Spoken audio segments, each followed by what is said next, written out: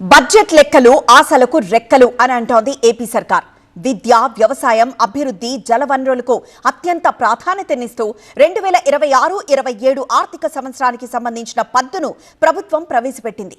Budget అంటే కేవలం పద్దుల ప్రకటన కాదు, రాష్ట్రాభివృద్ధి, ప్రజా సంక్షేమాన్ని జోడెడ్ల బండిల్లా పరుగులు పెట్టించాలనే సంకల్పం లాంటిదని ప్రభుత్వం అంటోంది. అక్షరాల 3,32,205 కోట్లతో ఏపీ బడ్జెట్ ను ప్రభుత్వం రూపొందించింది. వ్యవసాయ అనుబంధ రంగాలకు 13,598 కోట్లు, పంచాయతీరాజ్ శాఖకు 22,942 కోట్లు, మున్సిపల్ శాఖకు 14,539 కోట్లు, జలవనరుల శాఖకు 18,224 కోట్లు, పాఠశాల విద్యాశాఖకు 32,308 కోట్లు, ఇంధన శాఖకు 13,934 కోట్లు, సాంఘిక సంక్షేమ శాఖకు 11,118 కోట్లు, కార్మిక శాఖకు 735 కోట్లు, గృహ నిర్మాణ శాఖకు 6,357 కోట్లు, రోడ్లు, భవనాల నిర్మాణ శాఖకు 9,856 కోట్లు, హోంశాఖకు 9,165 కోట్లను కేటాయించింది ప్రభుత్వం.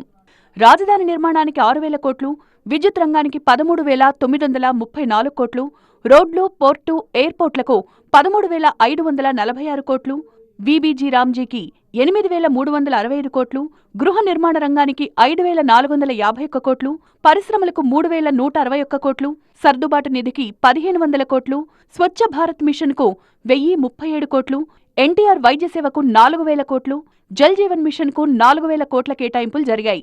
ఇక మేజర్ ఇరిగేషన్ ప్రాజెక్టులకు 9,906 కోట్లు, అన్నదాత సుఖీభవకు 6,600 కోట్లు, పోలవరానికి 6,105 కోట్లు, రాష్ట్రీయ కృషి వికాస్ యోజనకు 1,927 కోట్లు, ధరల స్థిరీకరణ నిధికి 500 కోట్లు, మత్స్యకార సేవలో పథకానికి 260 కోట్లు, పంటల బీమా కోసం 250 కోట్లు, పీఎం కృషి సంచాయి యోజనకు 190 కోట్లు, స్వచ్ఛ భారత్ మిషన్కు 1,037 కోట్లను ప్రభుత్వం ప్రతిపాదించింది.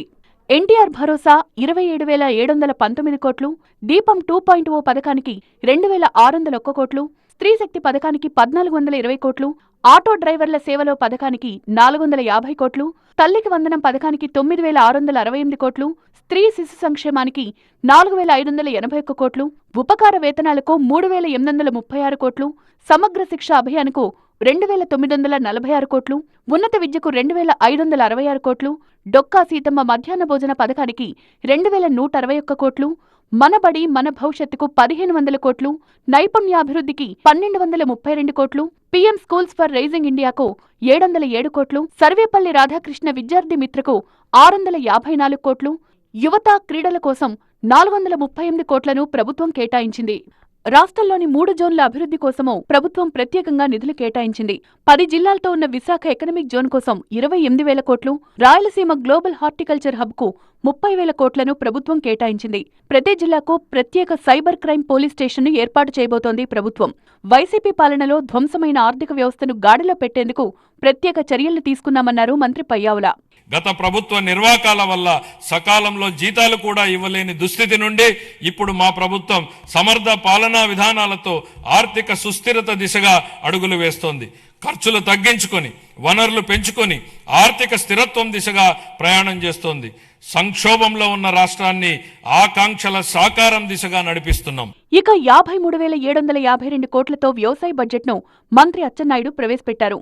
అందులో ధరల స్థిరీకరణకు 500 కోట్లు, పశుసంవర్ధక శాఖకు 1,121 కోట్లు, విత్తన రాయితీకి 240 కోట్లు, ఎరువుల బఫర్ స్టాక్ కోసం 40 కోట్లు, రైతు సేవ కేంద్రాల నిర్వహణకు 15.68 కోట్లు, వడ్డీ లేని రుణాల పథకం కోసం 250 కోట్లు, పామాయిల్ తోటల పెంపకానికి 204 కోట్లు, సమగ్ర ఉద్యాన అభివృద్ధి పథకానికి 176 కోట్లను ప్రభుత్వం ప్రతిపాదించింది.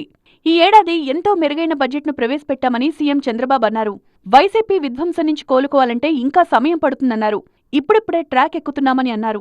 ఆదాయం తక్కువ, ఖర్చులు ఎక్కువ అనేది వారసత్వంగా వచ్చిందన్నారు. కేంద్రం సహకారంతో మేనేజ్ చేసుకుంటూ వస్తున్నామన్నారు. వ్యవసాయం, సేవా రంగాల్లోనూ ఆదాయం పెరగాల్సి ఉందన్నారు. 2-3 అమరావతికి ఒక రూపొచ్చాక రాజధానిలోనూ ఆదాయం పెరుగుతుందని ధీమా వ్యక్తం చేశారు సీఎం చంద్రబాబు.